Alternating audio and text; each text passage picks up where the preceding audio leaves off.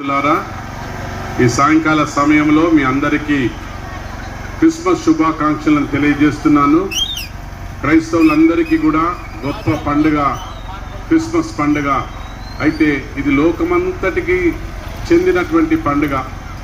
ఈ పండుగలో యేసు ప్రభువారు ఈ లోకంలో జన్మించాడు. ఆయన ఈ లోకంలో పుట్టి మానవాళి యొక్క తమ ప్రేమను వ్యక్తం చేశాడు.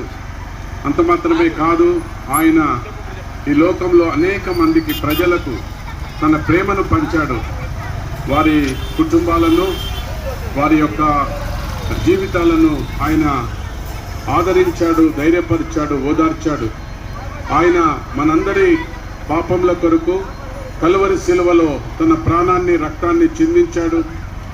ఆయన పొందిన గాయముల చేత ప్రజలందరికీ కూడా స్వస్థత ఉంది అని బైబిల్ సెలవిస్తుంది.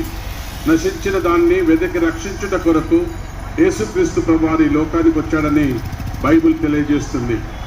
ఆయన మనందరి పాపముల కొరకు మరణించి 3వ దినమున తిరిగి లేచాడు.